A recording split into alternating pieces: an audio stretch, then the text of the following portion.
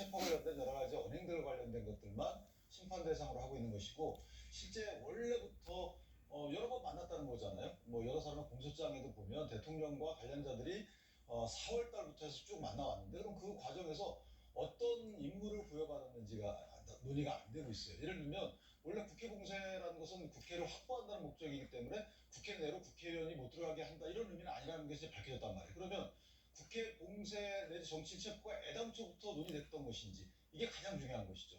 근데 그거에 관련된 것은 전혀 안 나오고 있어요. 그렇다면 쪽지가 주는 의미가 그런 거죠. 이 쪽지라는 것이 미리 이제 미션을 준 것과 같다, 이렇게 저희가 판단할 수 있는 거잖아요. 물론 대통령이 준 건 아닙니다만. 그렇다면 받은 쪽지 내용 관련돼서 이제 최상목 권한대행 같은 경우에는 비상입법기구, 이게 과연 국회 대체 기구냐, 이 부분이 다퉈지는 거지. 그래서 다퉈지는 부분이고, 이상민 장관의 경우에는 단전단수 이 부분인데, 이게 물론 위법한 여부는 별도의 심판 대상이지만 이것이 뭐 헌법기관의 뭐 권능에서 불가능, 이건 아니거든요. 그러니까 제가 볼 때는 그 쪽지가 하는 의미보다는 그 당시 어떤 말들이 오갔는지, 그래서 뭐 사령관들한테 어떤 임무가 주어지고 그 다음에 장관들에게 어떤 임무가 주어지고, 이런 것들이 사실은 계엄에서 가장 중요한 겁니다. 그 임무가 주어진 임무가 있고, 이 임무 수행을 위해서 만약에 변화가 없었다면 대통령이 전할 이유가 없는 거잖아요. 그런데 지금 사령관들은 애당부터 부여받은 임무 자체가 없어요.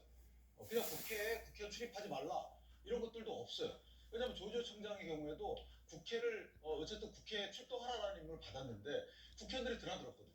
사실 물론 변화 과정이 있습니다. 처음에는 봉쇄했다가 제한 봉쇄했다, 다시 봉쇄했다. 그러나 대통령의 별도의 명령이 없는데 청장의 자체 판단으로 과연 국회의원들을 들여보내고 들여보내지 않고 이런 게 가능할까? 임무를 부여받았다면. 그렇다면 국회에 국회의원들을 출입하게 하지 말라는 임무는 부여받은 게 아니라고 판단이 된 거죠. 자, 이런 식으로 애당초부터 계엄의 목적과 부여받은 임무에 대해서는 아직 논의가 안 되고 있기 때문에 거기에 대한 아마 반대 신문 내지 주신문이 좀 있지 않을까라는 생각이 듭니다. 내일 또 이렇게 부정선거 의혹과 관련된 논쟁이 훨씬 더 치열할 것이다라는 이야기가 나오는 이유 중에 하나가 백종원 전 국정원 3차장과 김용빈 중앙선관위 사무총장이 나옵니다.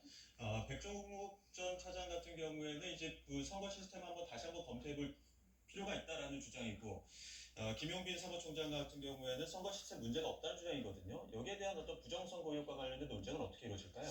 그러나 이제 이 백종욱 전 3차장이 지난번에 국정원에서 그 중앙선거관리위원회 서버라든지 이런 부분들에 대한 해킹 의혹, 이런 부분들을 점검했던 측면들, 아마 이런 것들을 부각시키면서 이 중앙선거관리위원회에 그 계엄군이 투입됐었던 그런 상황들을 정당화하려고 하는 그런 모습들이 있을 수 있는데, 지금 내일 또 나오는 이 중앙선거관리위원회의 김용빈 사무총장 같은 경우에는 국회에서도 이미 여러 차례 얘기를 한 적이 있습니다. 특히 그 국정원에서 얘기하는 어떤 이 중앙선거관리위원회 서버에 대한 이 공격, 해킹 가능성, 이런 부분들은 사실은 거의 없다. 그리고 국정원에서 얘기하는 부분들에 대해서 이미 다 조치가 이미 이루어진 적이 있고, 그것이 실물 투표가 있고 그 상황 속에서 이 개표나 이런 부분들을 다 수작업으로 하지 않습니까?